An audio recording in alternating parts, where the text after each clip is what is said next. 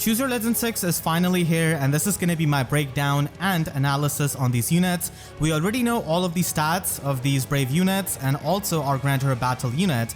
So here, Brave female Byleth is a colorless mage flyer, and yeah, she's a flyer because she can float. So this is a pretty unique class, and the only other unit in this class is Bride Micaiah, who's definitely an older unit. So Byleth has got Inner Wellspring as her preferred weapon. This gives her -1 special cooldown, and at start of turn, if she's within 2 spaces of an ally, she can give herself the null follow-up status, and also she has got Time Pulse built into this weapon. This weapon also gives her the standard +5 to all of her stats and also has a mini special spiral built into it. So this weapon allows you to easily use Divine Pulse, which is a 2 cooldown special, which becomes 1 cooldown with this weapon, and then Time Pulse can pre-charge it. And with that mini special spiral that she's got in her weapon, she's able to easily spam the special and be really strong nuke. This weapon is really great for a ranged flyer because they don't have access to null follow-up, special spiral, time pulse, all of those skills naturally. So having this in her weapon is amazing, and it also has good synergy with the new skill that she has got. Her special is Divine Pulse, which can do damage based on 25% of her speed, and if the opponent lives this special from Byleth, then Byleth is able to reduce the damage done by their next attack by 75%, and then her next attack deals damage based on 20% of her speed. This special is really good with her high speed, and the damage reduction it provides you makes it so that Byleth does not die easily, because 75% damage reduction is quite a lot. But keep in mind that stuff like Deadeye lethality is going to be able to pierce through this kind of damage reduction, which is percentage based. She's got attack speed catch 4 and speed resistance hold in her base kit, which is definitely pretty amazing. And she brings a new line of skill in Speed Preempt 3. So this is going to be an inheritable skill which could be given to any kind of ranged flyer, I guess, because Byleth is also a ranged flyer. And usually ranged flyers don't really have any options other than like maybe the trace skill. So this is going to be a really solid skill with Byleth. And Speed Preempt basically gives you an instant Vantage against any kind of range opponent if you've got more speed than them. And it can also inflict -4 speed debuff on the opponent during the combat. So with the hold skill and the speed preempt, you're basically able to debuff the opponent's speed by -8. So this makes Byleth into a pretty fast unit that is not going to get doubled that easily because of her null follow-up and being naturally so fast. Speed Preempt makes her into a pretty fantastic Vantage unit against the range units because you don't really have to fall into the range of Vantage. You pretty much get it instantly if you're going to be facing a range opponent. And you can cover her up with a near safe ally and basically Vantage sweep the team, and the near safe ally can protect her from the melee opponents, against whom she does not get the Vantage from the Speed Preempt skill. So honestly a pretty good skill that is synergetic with her weapon because she's always going to be having Divine Pulse charged up, either due to the Time Pulse in her weapon or the mini special spiral. So with the Vantage, she's able to just attack with her special, and if the opponent lives, then she can also try and live because of the damage reduction that is present in Divine Pulse. And then she's able to hit even harder with her next attack. So overall, she's able to one-round KO units pretty easily and nuke pretty hard. And because of being a colorless unit, her nuking potential is definitely pretty good, except for like against Raven Tomes and like Nagi. I really like Speed Preempt here, trying to make her into a unique unit. So mostly she's going to be used for nuking and also in Aether Raids Chaos Season as a Vantage unit. So in Aether Raids Chaos, you're only allowed 1 save unit, so you can just bring Byleth for the Vantage and then bring a near save ally. But keep in mind that Hardy Bearing is going to be able to disable the Vantage from Speed Preempt, or weapons like Legendary Lilina for example. So if Byleth gets popular and gets used a lot, then expect to see Hardy Bearing quite a lot. And Hardy Bearing still gets used here and there in Aether Raids defense, and especially in Summoner Duels. Keep in mind that the Vantage playstyle can be a bit annoying at times because units are really bulky nowadays, so killing them in a single hit can be pretty difficult, even if you are triggering a special. But the good thing is that, compared to a lot of the other Vantage units, Byleth has a better chance of survival because of the damage reduction that she can get, and she also doesn't have to set up Vantage by being at certain HP threshold. So she can just be at full HP, kinda similar to Brave Marth, and just get that instant Vantage. So Vantage playstyle does have its pros and cons, and that's why I said it is mainly going to be really useful in Aether Raids Chaos, where the opponents are not going to be getting any kind of mythic buff. Keep in mind that to get the damage reduction out of her special, you first need to trigger it, and that's why Hardy Bearing is pretty much going to be the counter to her playstyle. So Brave female Byleth is a pretty strong magical nuke who also has this Vantage playstyle with her preempt skill and how she can always have Divine Pulse charged up. Not to mention her offenses are also really good with 41 base attack and 43 base speed. Her bulk doesn't really matter too much because she does get that insane damage reduction, so if she ends up getting super boons in her offenses, then that is going to be the best case scenario. So yeah, she is definitely pretty good, and I know a lot of people are going to be trying to get her. She's in the Sothis Regalia, which automatically turns her hair into the green color, even though the Academy version won Choose Your Legends. And the next unit is going to be my boy, Brave Seliph. So I've been waiting for Brave Seliph for such a long time, and he does not disappoint whatsoever. So he is a Sword Cavalier, and while there are a lot of Sword Cavaliers, Seliph is able to stand out because of his weapon and the things that he can do.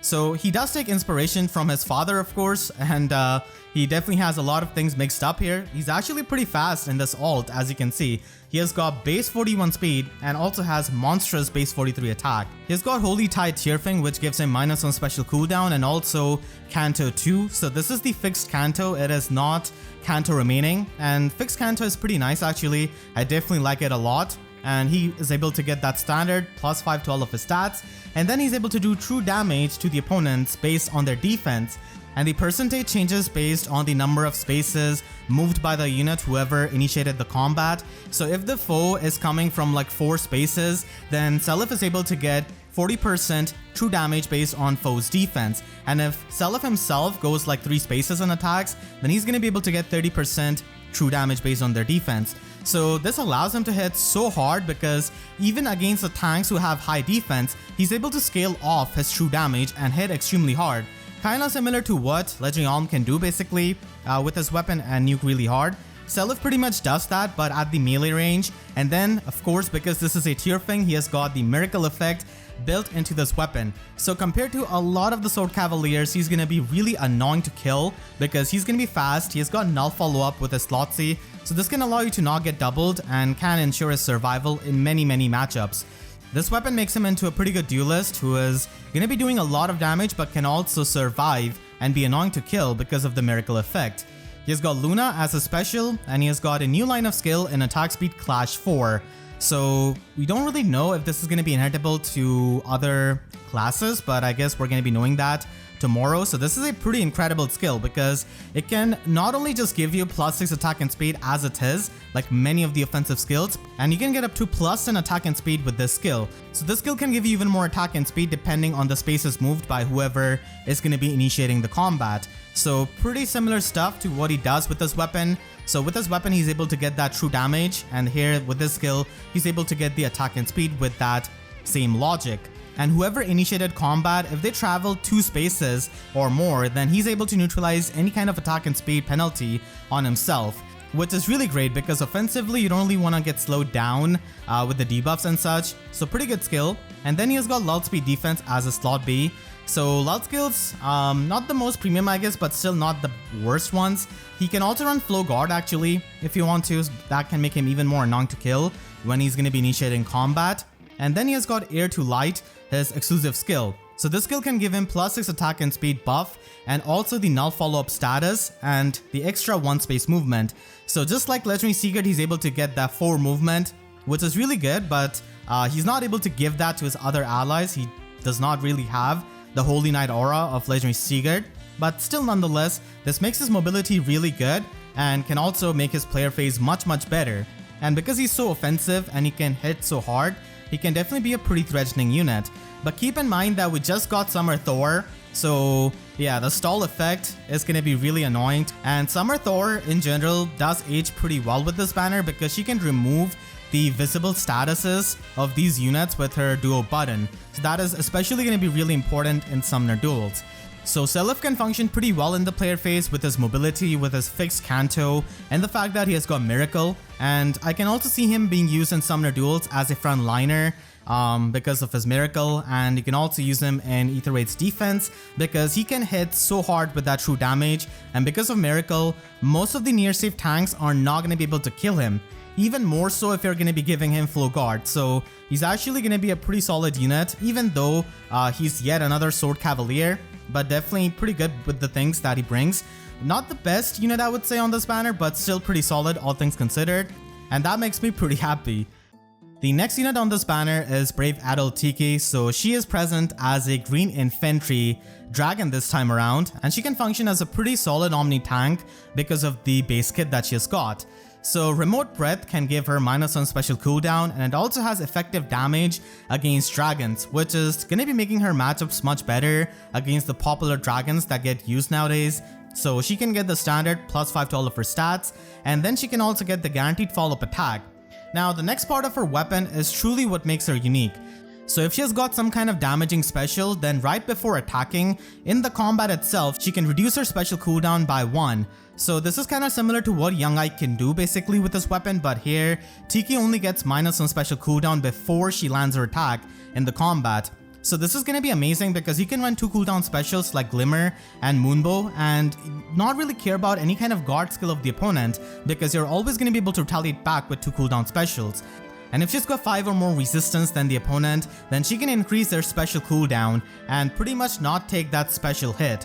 So just to explain this, if she's going to be facing a Deadeye Duo Chrom, then with this weapon she's able to reduce this Deadeye from being precharged to 1 cooldown. And then after taking the hit, she can retaliate back with her Glimmer, and that is going to be doing a lot of damage because she has got good base attack and also has the adaptive damage.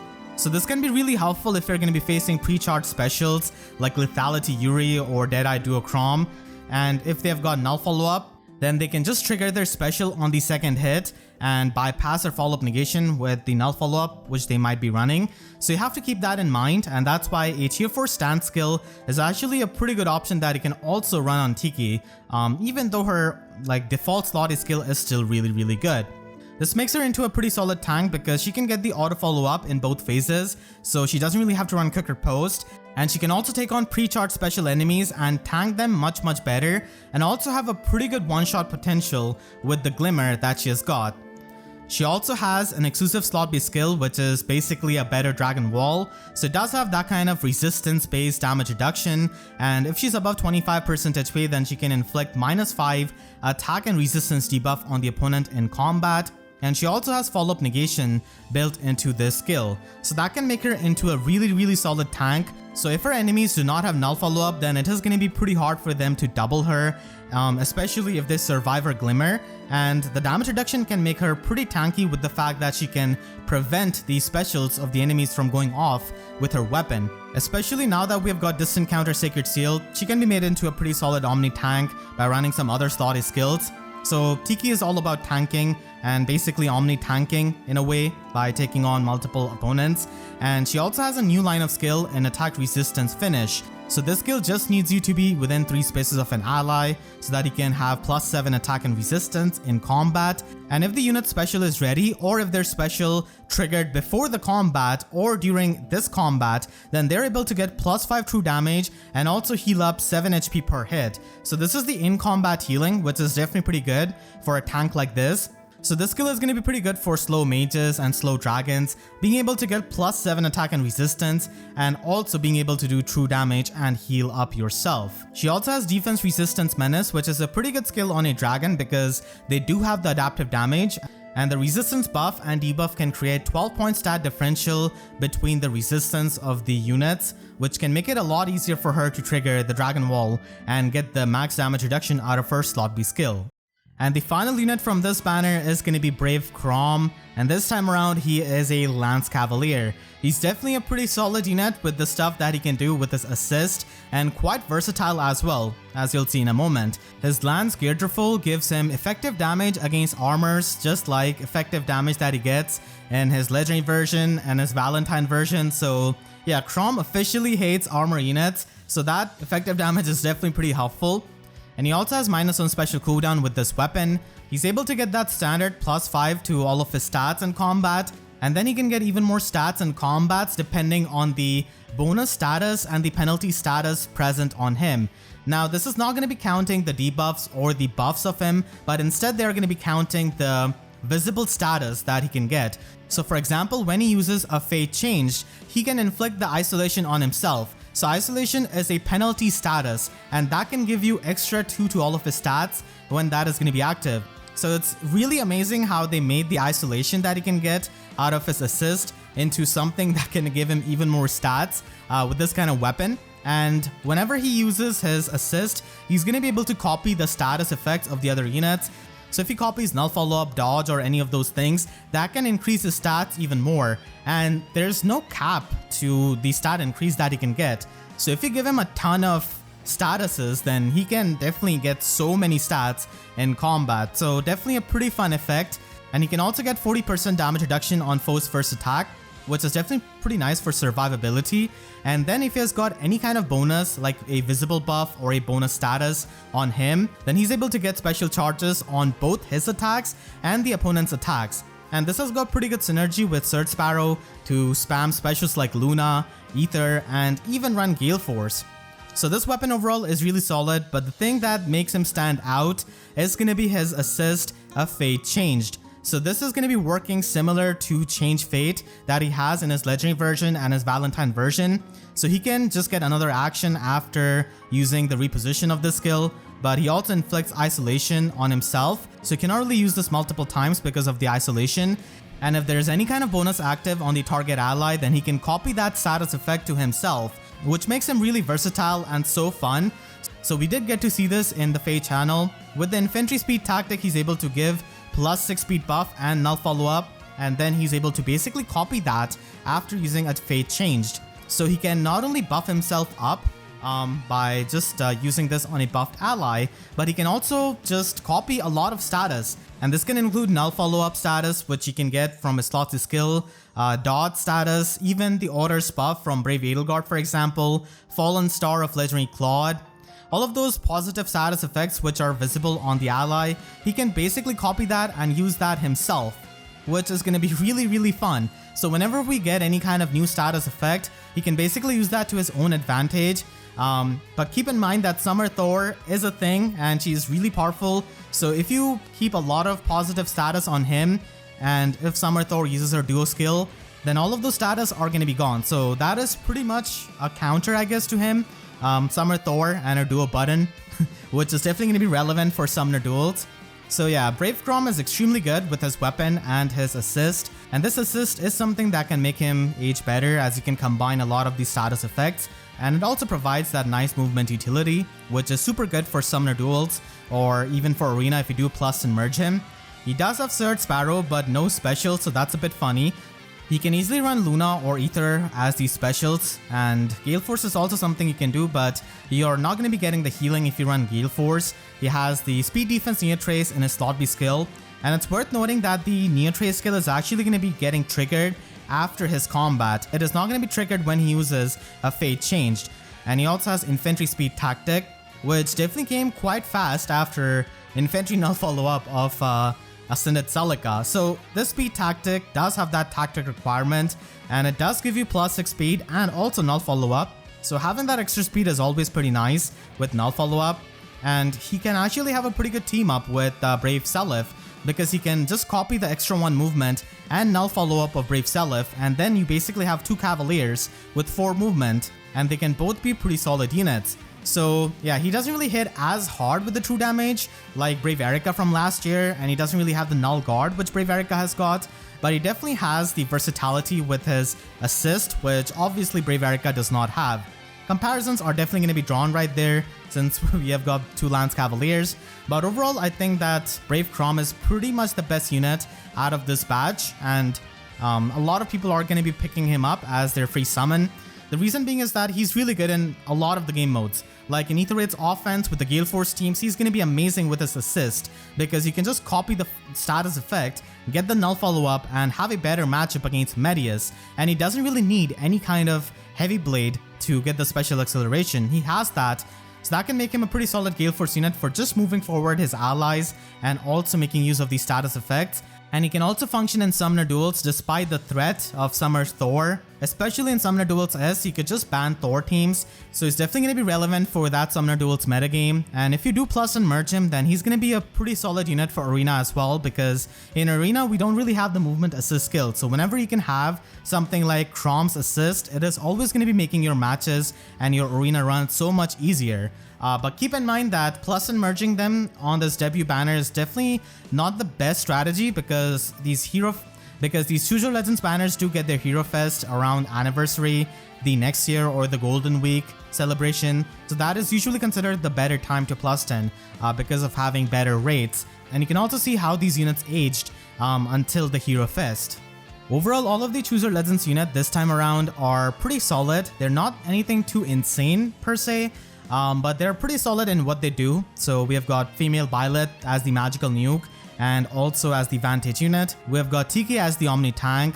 Brave Seliph is a pretty good dual phase unit and can also have that mobility and also hit really hard with his true damage based on foe's defense. And then finally, Brave Chrom is just a very fun cavalier because of his assist, and he can also function really well as a Gale Force unit because of the special charges that he can get. Jeralt is our next Grandeur battle unit, and he's a Lance Cavalier, and he also has a preferred weapon in Breaker Lance, which does seem to be pretty decent because we have seen this in FEH channel that it can give him an auto follow-up, which is really great. And it also has the attack and defense debuff on the opponent, and also has some kind of chill panic. So we still don't know the activation condition of the panic from his weapon, but still he does look pretty nice with that high base attack. And his weapon does not really have -1 special cooldown, unlike the Chooser Legends units. Instead, it probably has +3 attack. So yeah, definitely going to be waiting for him, and I think he can basically be the best free-to-play Lance Cavalier if he ends up having solid effects in his preferred. At least he's got a preferred weapon compared to last year, where Peleus didn't really get anything. Make sure to share this breakdown video with your friends if they're trying to summon on the Chooser Legends banner, and if you enjoyed, then make sure to leave a like and a comment. Helps me tremendously, and if you really enjoyed, you could always support me directly by using super thanks or by becoming a YouTube member. And for more FEH videos, make sure to subscribe and hit the notification bell, because YouTube sub boxes are about as functional as the extra movement of Seliph if he's affected by the stall status. So with that, I'll see you guys next time. Thank you so much for watching and have a great day.